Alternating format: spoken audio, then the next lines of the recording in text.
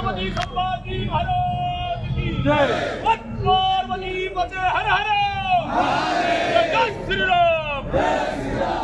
भारत माता की वंदे वंदे, सनातन हिंदू धर्म की। बांगलादेशामध्ये होत असणाऱ्या हिंदूवरील अत्याचाराच्या विरोधामध्ये असणारी ही निषेध सभा आहेत।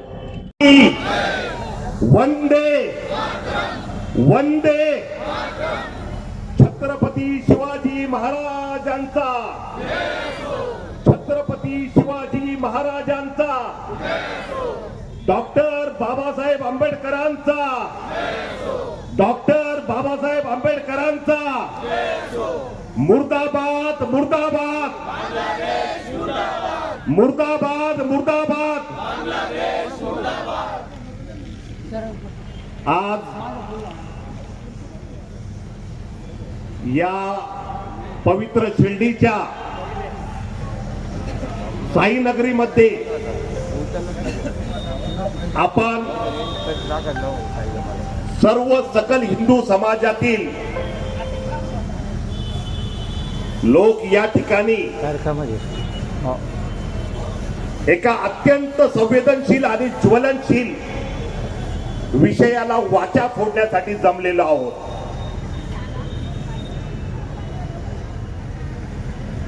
बांगलादेशमध्ये हा बांगलादेश स्वतंत्र झाल्यापासून तर आतापर्यंत सर्रासपणे सातत्याने तेथे मायनॉरिटी असलेले हिंदू यांच्यावर अन्याय अत्याचार होत आलेले आहेत आणि अलीकडच्या काळामध्ये या अन्याय अत्याचाराचं प्रमाण जे आहे ते अत्यंत भयावह असं झालेलं आहे। आता नुकतंच त्या ठिकाणी टिपू दास म्हणून राहत असलेला हिंदू युवक, हिंदू दलित युवक याची तेथील कट्टरपंथीय मुसलमानांनी अत्यंत निर्दयीपणे हत्या केलेली आहे।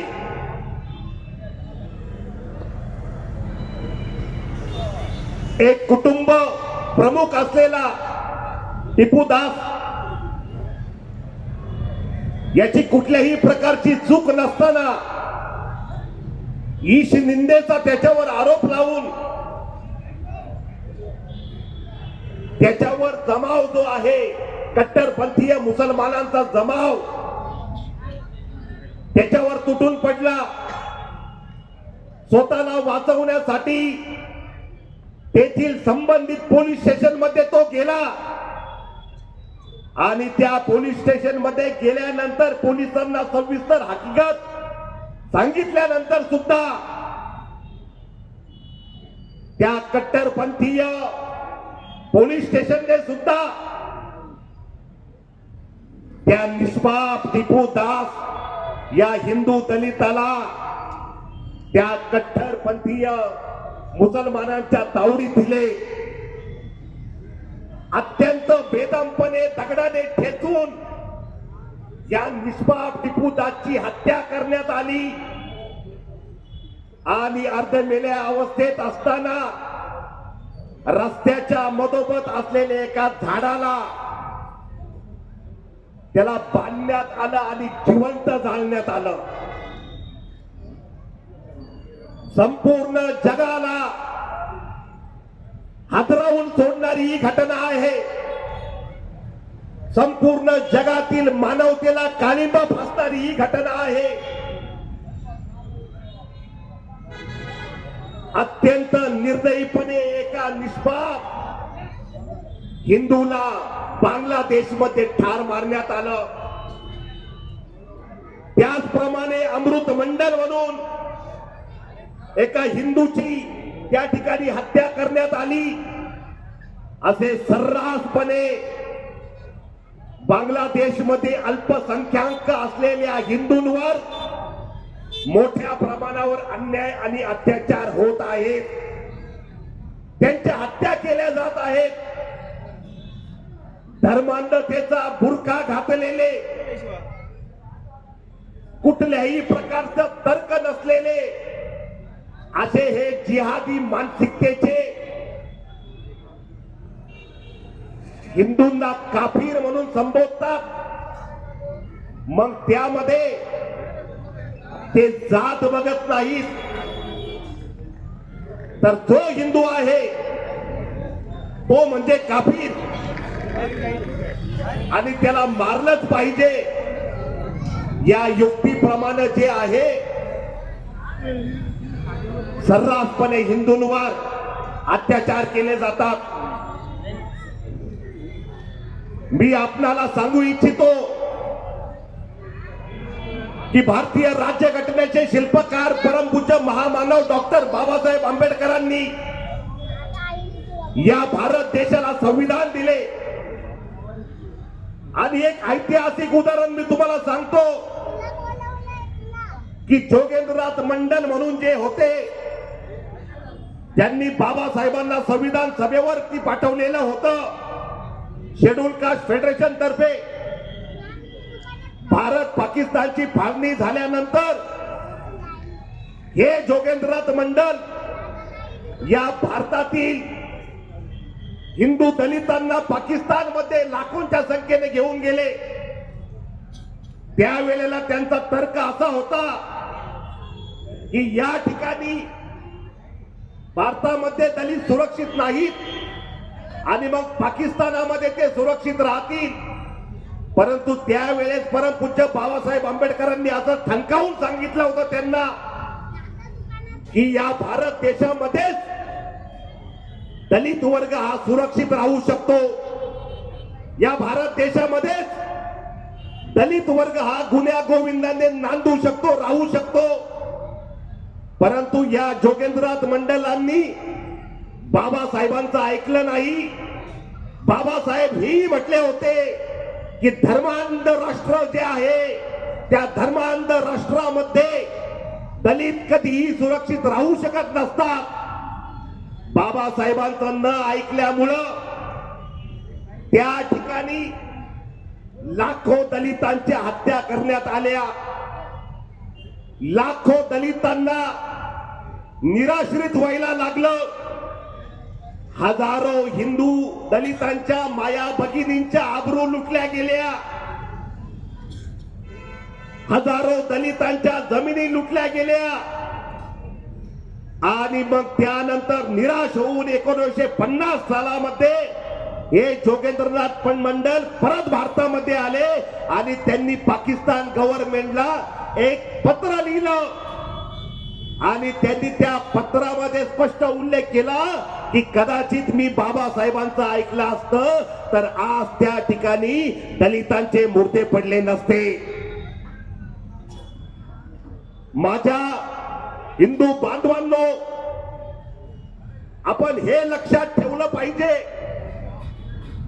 की कट्टरतावाद जो आहे तो कुठल्याही लोकशाही राष्ट्राला हा अत्यंत घातक असतो.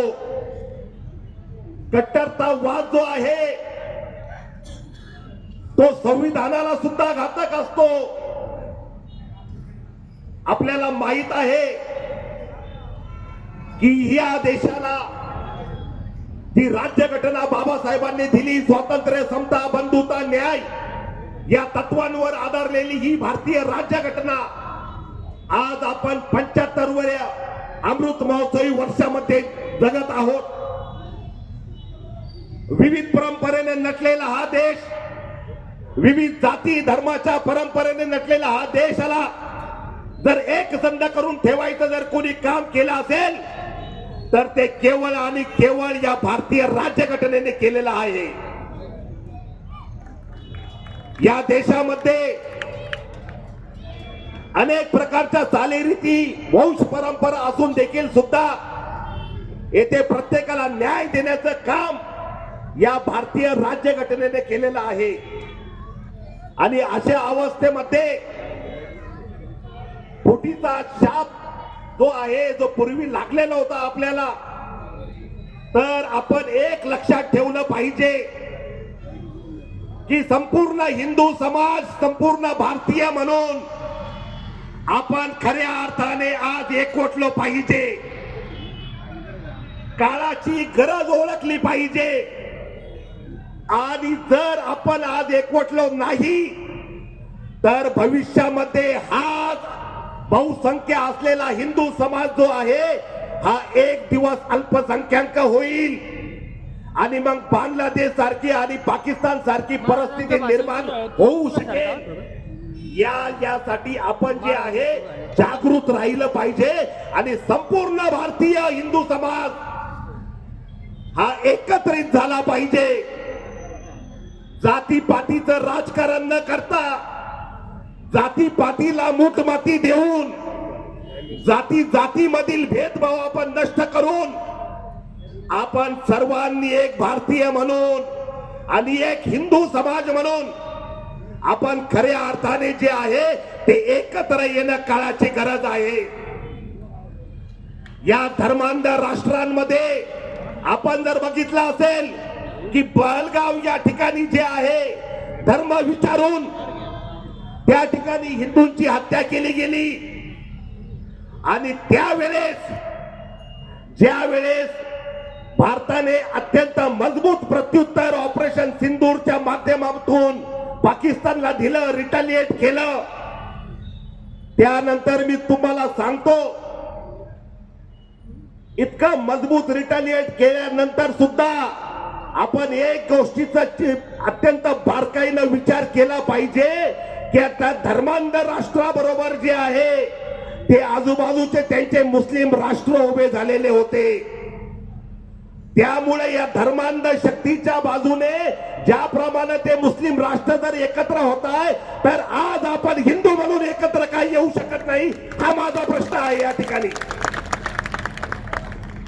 त्यामुळे हिंदू समाजाचं, सकल हिंदू समाजाचं संघटन ही काळाची गरज आहे. बाबासाहेबांनी सांगितलं होतं की मुसलमान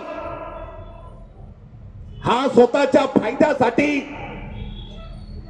दलितांना जवळ करतो, परंतु ज्या वेळेस दलितांवर वाईट वेळ येते तेव्हा हा समाज दलितांच्या कधीही बाजूने उभ्या राहत नाही. बाबासाहेबांनी सांगितलं होतं की त्यांनी धर्म जरी स्वीकारला तरी या देशातला, या मातीतला शुद्ध बुद्ध धर्म स्वीकारला, परंतु त्यांनी मुस्लिम धर्म किंवा ख्रिश्चन धर्म ते परराष्ट्रीय धर्म आहेत ते स्वीकारले नाही, हे लक्षात ठेवा. त्यामुळे बाबासाहेबांनी अत्यंत बाबासाहेबांचं हिंदू धर्मावर प्रेम होतं हे लक्षात घ्या. आणि जी आपली राज्यघटना आहे, ही भारतीय राज्यघटना, जी आपली लॉ ऑफ द लँड आहे, काही अवलादी आहेत ज्या म्हणतात की या देशातल्या संविधानापेक्षा आमच्या शरीयत कायदा जो आहे हा सर्वोच्च आहे. ज्या देशाचं संविधान जे लॉ ऑफ द लँड असतं, ज्या लॉ ऑफ द लँड वर, सुप्रिमसी ऑफ लॉ वर हा संपूर्ण भारत देश चालतो आणि त्या संविधानाला ललकारण्याचं काम जे आहे या ठिकाणच्या काही कट्टर इस्लामिक अवलदी करत असतात. याचं आपण भान ठेवलं पाहिजे. आज जगामध्ये 5 ट्रिलियन इकॉनॉमी मध्ये आपला देश जो आहे अग्रेसर होत चाललेला आहे. अत्यंत मजबूतपणे जगाच्या नकाशावर मोठ्या प्रमाणावर आपली छाप सोडलेली आहे. अत्यंत प्रगतशील राष्ट्रांमध्ये आपला जो आहे भारताचा नंबर लागतो. आणि अशा अवस्थेमध्ये जे आहे हे सगळं काही आलबेल चाललेलं आवडत नाही. मग काही कम्युनिस्टवादी विचारसरणीचे, काही माओवादी विचारसरणीचे, काही कट्टरतावादी इस्लामिक संघटनांचे जे कोणी हरामखोर औलादी आहेत, त्या हरामखोर औलादींना हेच वाटतं की या देशामध्ये कोणत्याही प्रकारे जे आहे ते हा देश अस्थिर झाला पाहिजे, अराजकता निर्माण झाली पाहिजे. या देशामध्ये जे काही आलबेल चाललेलं आहे ते चाललं नाही पाहिजे. आणि मग याच्यासाठी वेगवेगळ्या प्रकारचे खोटे नाटे नॅरेटिव्ह चालवले जातात, लोकांना भडकावलं जातं, चिथावणी दिली जाते. माझा एक यक्ष प्रश्न हा आहे की या देशामध्ये, या भारत देशामध्ये सर्व समाजाला, सर्व जाती धर्माला जे आहे संरक्षण देण्याचं काम भारतीय राज्यघटनेने केलेलं आहे. परंतु आपण जर काळाचा गाला जर बघायला गेलं तर आपण एक लक्षात आपल्याला येईल की अतिशय मोठ्या प्रमाणावर, जसं आता थोड्या वेळापूर्वी त्या दादांनी सांगितलं की लाखो जे आहेत, लाखो बांगलादेशी या महाराष्ट्रामध्ये, या भारतामध्ये घुसखोरी करून अनधिकृतपणे राहतात. हा जो कचरा जो आहे तो जोपर्यंत या देशातून साफ होणार नाही तोपर्यंत काही उपयोग होणार नाही. हे भारत सरकार अत्यंत मजबूतपणे काम करत असताना मी या शिर्डीच्या पवित्र स्थानावरून मी भारत सरकारला ही नम्रपूर्वक विनंती करतो, आपल्या सर्वांच्या वतीनं नम्रपूर्वक विनंती करतो की या बांगलादेशच्या ज्या आहे आंतरराष्ट्रीय स्तरावर मुसक्या आवळणं गरजेचं आहे. आंतरराष्ट्रीय निर्बंध जे आहेत ते या बांगलादेशावर लावणं गरजेचं आहे. आंतरराष्ट्रीय स्तरावरील युनो मध्ये जे आहे हे प्रश्न उपस्थित करणं गरजेचं आहे. आणि सर्व यांच्यावर आर्थिक निर्बंध लावून त्याचप्रमाणे बांगलादेश मध्ये असणाऱ्या हिंदूंचं संरक्षण करण्याची जबाबदारी सुद्धा जी आहे ती आपल्या सरकारची आहे. आणि निश्चितच त्याच्यामध्ये ते पुढाकार घेतील. परंतु अंतःकरणापासून मी तुम्हाला एकच या ठिकाणी नम्रपूर्वक आवाहन करायला आलेलो आहे की आपण जे आहे जातीमधील भेदभाव दूर करून, नष्ट करून, जो कोणी हिंदू आहे तो फक्त आणि फक्त हिंदू आहे. आणि याप्रमाणे जे आहे आपण एकत्र आलं पाहिजे. आणि संपूर्ण भारतीय हिंदू समाज हा एका छताखाली येऊन एक ताकद, एक मजबूत शक्तिशाली ताकद म्हणून उभा राहिला पाहिजे, जेणेकरून नंतर कोणत्याही हरामखोर औलादींची त्यांच्याकडे नजर वाकडं करून बघायची कोणाची हिंमत राहणार नाही. या गोष्टीची काळजी घेणं अत्यंत गरजेचं आहे. जय हिंद, जय भारत, जय संविधान. धर्मवीर छत्रपती संभाजी महाराज की जय. पार्वती पते हर हर जय श्रीराम. भारत माता की वंदे वंदे, सनातन हिंदू धर्म की.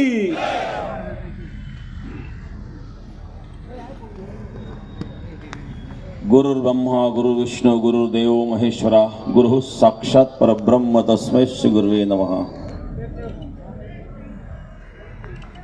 बांगलादेशामध्ये होत असणाऱ्या हिंदूवरील अत्याचाराच्या विरोधामध्ये असणारी निषेध सभा आहेत.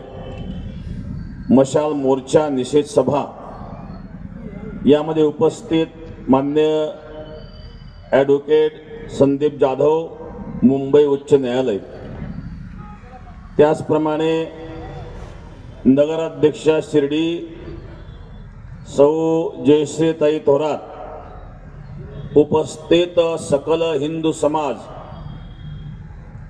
या ठिकाणी आपण कशाकरता उपस्थित आहोत हे आपल्या सर्वांना ज्ञात आहे. गेल्या वर्षी योगराज सद्गुरू गंगागिरी महाराजांच्या सप्ताहामध्ये देखील ज्या वेळेला आम्ही हे वक्तव्य केलं होतं त्याला संपूर्ण भारतातील मुसलमानांना मिरची लागली होती. पण त्याही वेळेला आमची भावना हेच होती की त्याही वेळेला आणि बांगलादेशामध्ये हिंदूंवर जो अत्याचार चालू होता त्या विरोधातच आम्ही ते सप्ताहामध्ये बोललो होतो. पण बाकीचे आमचे वक्तव्य दाखवले गेले नाही, फक्त ते 3 मिनिटाची क्लिप फिरवली. तर अशा प्रकारे अन्याय अत्याचार करणारी ही जात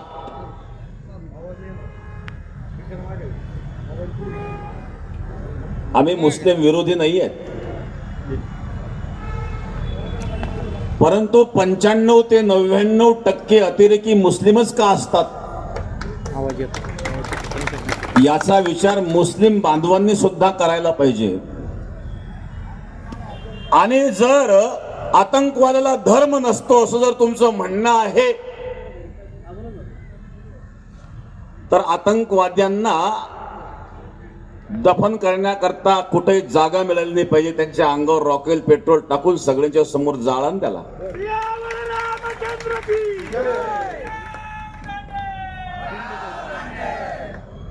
आज बांगलादेशामध्ये चालू आहे काय आहेत? गरीब अल्पसंख्याक असणाऱ्या हिंदूंवर जो अत्याचार चालू आहेत,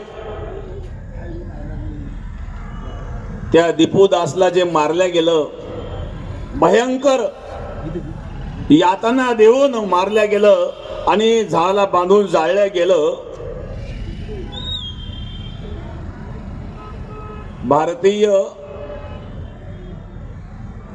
संविधानानुसार शपथ घेताना जय फिलिस्तीन म्हणणाऱ्या असरुद्दीन ओवेसीला हे दिसत नाही का बरं? ज्या वेळेला गाझापट्टीमध्ये घडलेल्या प्रसंगानुसार भारतीय मुसलमानांना आणि फिलिस्तीन बद्दल पुळका निर्माण होतो त्यांना, आणि बांगलादेशमध्ये होणाऱ्या हिंदूंवरचा अत्याचार का दिसू नये हे दुर्दैव आहे. आणि म्हणून त्याकरता आपण एकत्रित येणं फार गरजेचं आहे. जातीवाद सोडून सकल हिंदू समाजाने एकत्रित यावं. आमचं धर्मशास्त्र आम्हाला हेच शिकवतं. आम्हाला शालेय शिक्षणामध्ये चुकीचं शिकवलं गेलं. कोणी एका गालात मारली तर दुसरा गाल पुढे करा, यापेक्षा शंडपणा कोणता असेल? एका गालात मारल्यावर दुसरा गाल पुढे करायला धर्मशास्त्र सांगत नाही. आमचं शास्त्र आम्हाला सांगतं कोणावर अन्याय कधीच करू नये. कोण्याही जीवाचा नघोळ मत्सर वर्म सर्वेश्वर पूजनाचे. भगवंताची खरी पूजा ही आहे की कुणाचा द्वेष करू नये, कुणाचा मत्सर करू नये, कुणाला दुःख देऊ नये, विनाकारण गवताची काळी सुद्धा कोणाला टोचू नये, हे आमचं शास्त्र आम्हाला सांगतं. परंतु कोणी अन्याय करीत असेल तर त्या अन्यायाला सहन देखील करू नये, हे शास्त्र आम्हाला सांगतं.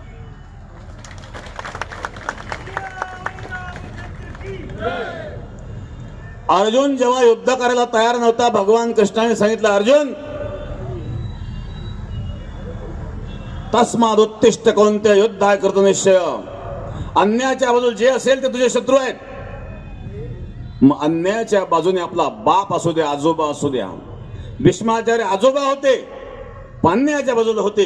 द्रोणाचार्य गुरु होते, अन्यायाच्या बाजूला होते. मग अन्यायाच्या बाजूला एखादा गुरु जरी असेल, बाप असेल, तरी अन्यायाला प्रतिकार करणं हे आपलं कर्तव्य आहे. हे कर्तव्य गीतेतून भगवंतांनी अर्जुनाला शिकवलं. धर्माच्या रक्षणाकरता हिंदू धर्मातील कुठलीही देवता असेल, हनुमानजी असतील, हनुमानजीच्या हातात गदा आहे. प्रभू रामचंद्रांच्या हातामध्ये धनुष्य आहेत, भगवान कृष्णाच्या हातामध्ये सुदर्शन चक्र आहेत. सनातन हिंदू धर्म अहिंसा मानतो. अहिंसा याचा अर्थ असा होत नाही की कोणी केलेला अन्याय सहन करावा. अन्याय करू नये, पण कोणी अन्याय करीत असेल तर तो सुद्धा सहन करू नये, हा भाव आपल्या प्रत्येकाच्या अंतःकरणामध्ये असला पाहिजे. संपूर्ण विश्व अशांत झालं ते इस्लामी आतंकवादामुळं. आज पाश्चिमात्य देशामध्ये सुद्धा खळबळ उडालेली आहेत या इस्लामिक आतंकवादामुळं.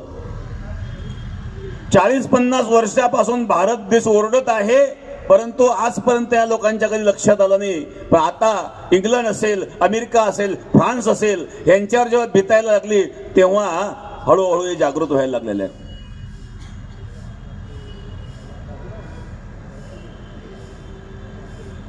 दुर्दैव असं आहे की अजूनही आम्ही जागृत होत नाहीयेत. अलीकडे तरुण जागृत होत चाललेला आहे, परंतु अजून खूप जागृतीची आवश्यकता आहे. कारण जसजशी ज्या ज्या ठिकाणी मुसलमानांची संख्या वाढलेली त्या ठिकाणी अन्याय अत्याचार होत आहेत. मी म्हणत नाही सर्वच मुसलमान तसे आहेत,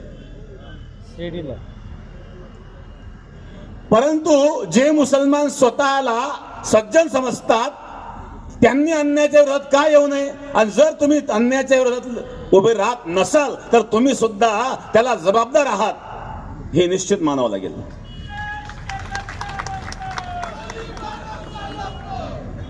कारण तुम्ही म्हणतायत, काही लोक म्हणतात मुसलमानांना बदनाम केलं जातं. मुसलमान बदनाम का होतोय, कोणामुळे बदनाम होत आहेत, तर खरे जे राष्ट्रवादी मुसलमान आहे त्यांनी पुढे येऊन आणि त्यांच्यामध्ये जे चुकीचं वागणारे आहे त्या मुसलमानाला मुसलमानच जेव्हा विरोध करतील तेव्हा आम्ही समजू की खरोखर मुसलमानांमध्ये सुद्धा सहानुभूती आहे. तोपर्यंत तुम्ही सुद्धा अत्याचारीच आहात, आम्ही सगळ्याच मुसलमानांना अत्याचारी मानू, जोपर्यंत तुम्ही वाईट गोष्टीच्या विरोधामध्ये उभे राहत नाही. कारण ज्या ज्या ठिकाणी मुसलमानांची संख्या वाढली त्या त्या ठिकाणी अन्याय अत्याचार होतात. गणेश उत्सव असेल, दुर्गा उत्सव असेल, दगडफेक, काय काय घडतं. कोणी त्या ज्यूस मध्ये थुकतं तर कोणी मुततं. इतका नालायकपणा करणारे हे लोक मुसलमानच का निघतात, हा सुद्धा विचार केला पाहिजे. पाकिस्तानमध्ये देशाची फाळणी झाली तेव्हा हिंदू किती होते, आज किती आहेत. कुठे गेले बाकीचे हिंदू, काही मारले गेले, काही देश सोडून निघून गेले, काहींचं धर्मावर परिवर्तन घडलं. बांगलादेशामध्ये हिंदू किती होते, आज हिंदू किती आहेत, का प्रताडणा केली गेली. भारतामध्ये देश स्वतंत्र झाला तेव्हा मुसलमान किती होते, आज किती आहेत. भारतात संख्या वाढली, इतर देशात संख्या हिंदूंची कमी का झाली. ही वस्तुस्थिती आहे. वस्तुस्थिती कोणालाही अमान्य करता येणार नाही. आणि म्हणून हा इस्लामिक आतंकवाद जो फोफाळत चाललेला आहे याला आळा घालण्याकरता सकल हिंदू समाजाला एकत्रित यावं लागेल, जातीयता विसरून. हे जातीयतेचं भूत अजूनही काही लोकांच्या डोक्यातून जात नाही, हे दुर्दैव आहे.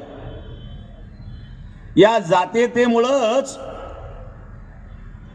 ख्रिश्चन मिशनरींनी याचा गैरफायदा घेऊन अनेक दलितांचं धर्मांतरण केलं. ते दलितही आपले बांधव आहेत. आपण जर त्यांना सन्मानाने वागणूक दिली तर ते तरी बाहेर जातील कशाला. म्हणून सर्वांनी एकमेकाचा सन्मान केला पाहिजे.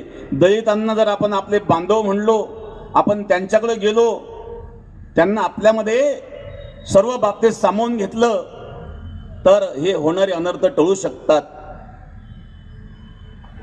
एकीकडे इस्लामिक आतंकवाद आहेत, दुसरीकडे ख्रिश्चन मिशनरींच्या माध्यमातून आणि हिंदू धर्माबद्दल चुकीच्या काही माहिती देऊन जे अज्ञानी लोक आहेत त्यांना फसवून त्यांचं धर्मांतरण करवलं जातं.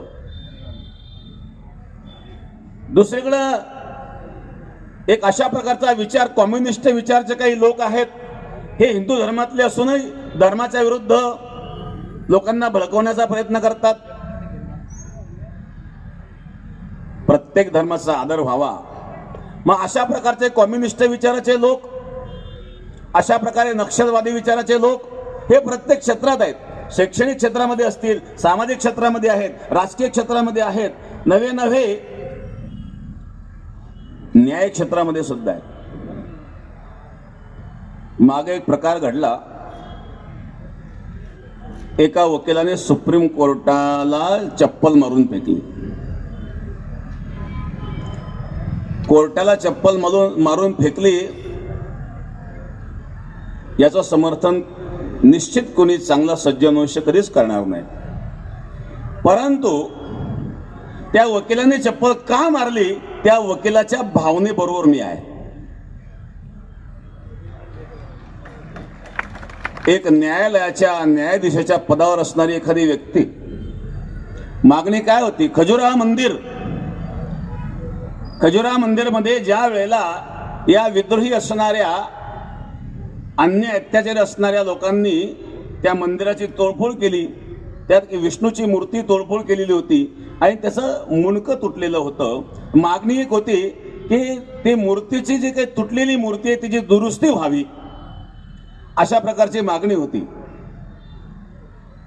कायद्याच्या बाजून तुम्हाला काय सांगायचं असेल, कायदा काय सांगतो ते सांगू शकता, पण तो जेव्हा तुम्ही म्हणता की तुम्ही तुमच्या विष्णूलाच सांगा स्वतः दुरुस्त करून घेण्याकरता, हे वाक्य हे निर्लज्जपणाचं आहे. ती व्यक्ती कोणत्याच स्थानावर असू द्या, तुम्ही दुसऱ्याच्या भावनेचा अनादर करता आहेत आणि म्हणून त्या व्यक्तीने चप्पल मारली. चप्पल मारणं हे उचित नाही आहे, परंतु त्याची जी भावना आहे त्या भावनेचा मी या ठिकाणी आदर करतो की न्यायाच्या जागेवर न्यायालयाच्या स्थानावर आपण असताना जर तुम्ही त्या स्थानावर बसून कोणाचा अपमान करीत असाल तर तो अधिकार तुम्हाला मुळीच नाही आहे.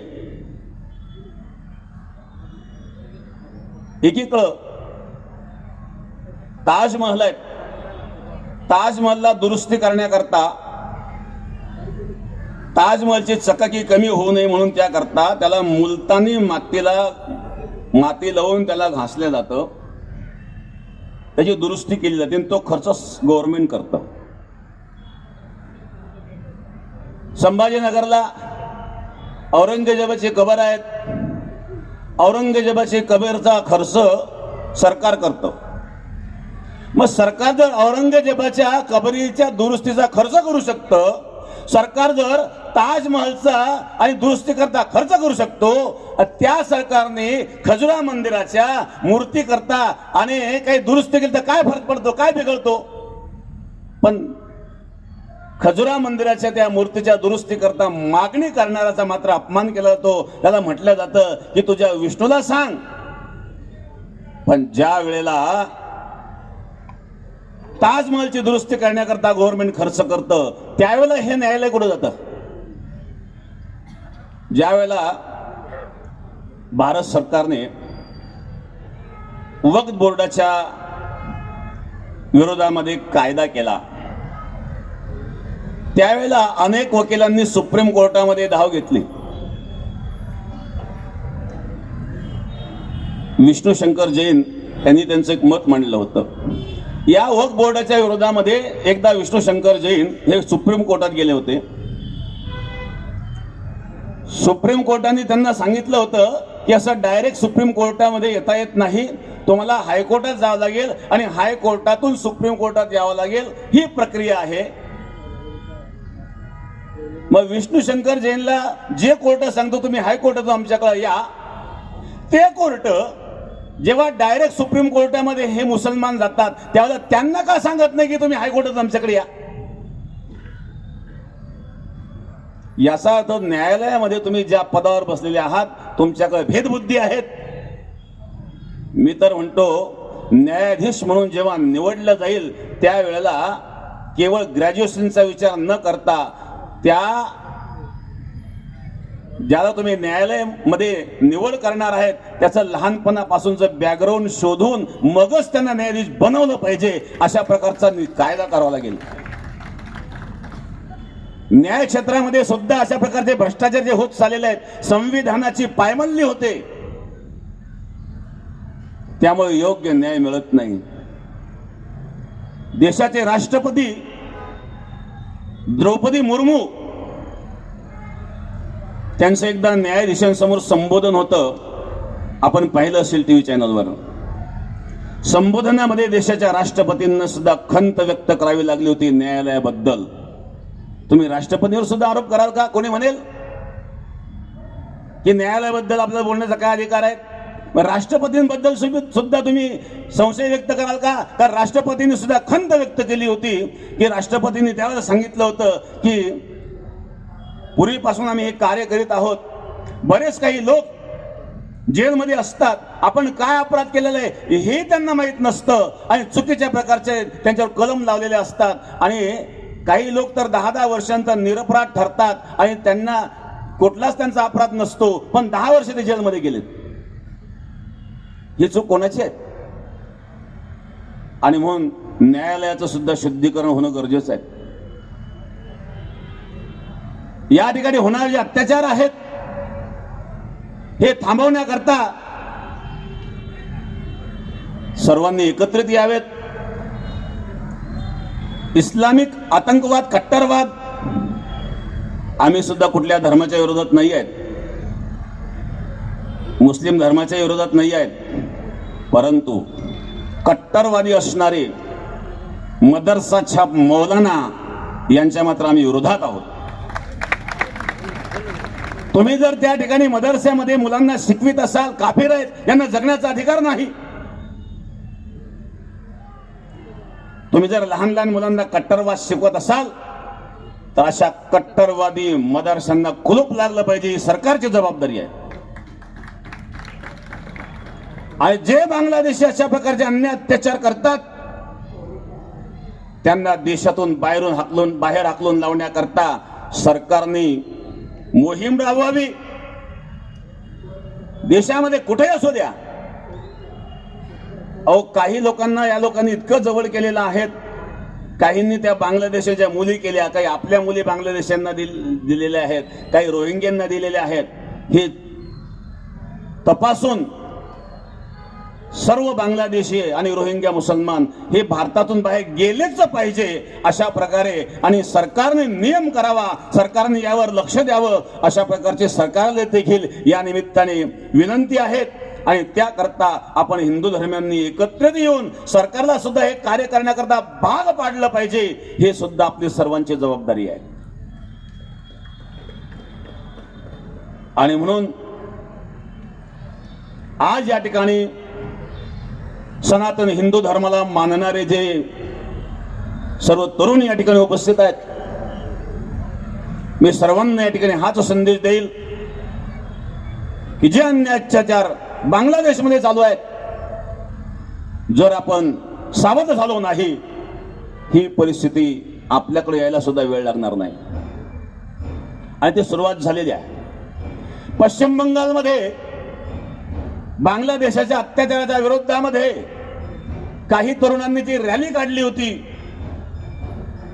त्यांना पोलिसांनी ओढून फरफटत नेऊन त्यांना मारहाण केली. पश्चिम बंगाल भारतातच आहेत. म्हणजे बांगलादेशांच्या विरोधामध्ये रॅली काढणाऱ्याला ओढून मारण्याचं काम पश्चिम बंगालच्या पोलिसांनी केलं. पोलीस तर ते बिचारे त्यांची ड्युटी करतात, कोणाचा तरी त्यांना आदेश असेल ना. मग ही परिस्थिती पश्चिम बंगालमध्ये निर्माण होऊ शकते. का निर्माण होऊ शकते? याला कारण पश्चिम बंगालमध्ये हिंदू अल्पसंख्याक होत चाललेला आहे. आणि आपण जर सावध झालो नाही तर आपली सुद्धा तीच परिस्थिती निर्माण झाल्याशिवाय राहणार नाही. आणि म्हणून आपण सर्वांनी सावध व्हावं. ज्या ज्या ठिकाणी अन्याय अत्याचार घडत असेल, मग त्यामध्ये लव्ह जिहादचे प्रकार फार मोठ्या प्रमाणामध्ये घडतात. जर असा प्रकार कुठं घडत असेल तर सर्वांनी, प्रत्येकाने हे आपलं कार्य आहे असं म्हणून पुढे यावं आणि आपली सनातन धर्म संस्कृती जी आहे, संपूर्ण विश्वाला आदर्श असणारी ही आदर्श अशी आपण दाखवून द्यावीत. हीच अशा प्रकारे या ठिकाणी मी आपणाला सर्वांना विनंतीपूर्वक सांगेल की त्याकरता आपण सर्वांनी एकत्रित या, एकमेकाला सहकार्य करा. जिथं अन्याय अत्याचार होत असेल त्या ठिकाणी अन्याय अत्याचाराला प्रतिकार करण्याची क्षमता ठेवा. अन्याय सहन कधीही करू नये, आमचं शास्त्र हेच आम्हाला सांगतं. तुकाराम महाराज देखील सांगतात, अन्यायाशी राजा न करिता दंड बहुत ते लंड पिळतील. तुकाराम महाराजांनी कठोर शब्दामध्ये सांगितलं, एखादा राजा जर अन्यायाला दंड करीत नसेल तर अन्याय करणाराची क्षमता वाढत असते, अन्याय करणारचं मनोबल वाढत असतं. म्हणून होईल तसे बळ फजित करावे ते खळ. तुकोबारे सांगतात, जशी तुमच्यामध्ये शक्ती असेल ती शक्ती वापरून अन्याय करणाराची फजिती करावी असा आदेश तुकाराम महाराजांनी दिला. आमचे संत शांतीचा संदेश देतात, पण शांती टिकवण्याकरता, शांती बिघडवणारा करता आणि दंड देण्याचा सुद्धा संकेत देत असतात. आणि म्हणून अशा प्रकारे या संत वचनावर विश्वास आपण ठेवावा आणि धर्माचं पालन करावं. धर्माचे पालन करणे पाखंड खंडन, हेच आम्हा करणे काम, ब्रीद वाढवावे नाम. हेच साधू संतांचं कार्य असतं. प्रबोधन करणं हेच साधू संतांचं कार्य असतं. आणि आपण सर्वांनी या कार्यामध्ये सहभाग घेऊन आणि या ठिकाणी निषेध आपण वर्तवित आहोत आणि सरकारने याकडे लक्ष द्यावं. आणि या भारतातले सगळे बांगलादेशी लवकरात लवकर भारताच्या बाहेर जातील आणि लवकरात लवकर भारताच्या बाहेर काढण्याकरता सरकारने मोहीम हाती घ्यावी हीच विनंती सरकारला आपल्या या माध्यमातून करतो आणि वाणीला विश्राम देतो. सनातन हिंदू धर्म की, सियावर रामचंद्र की, पवन सुत हनुमान की, उमापती महादेव की, छत्रपती शिवाजी महाराज की. हर हर महादेव. ताज्या बातम्यांसाठी आणि नवनवीन अपडेट्ससाठी SRB न्यूजला सबस्क्राईब करा आणि बेल आयकॉनला प्रेस करा.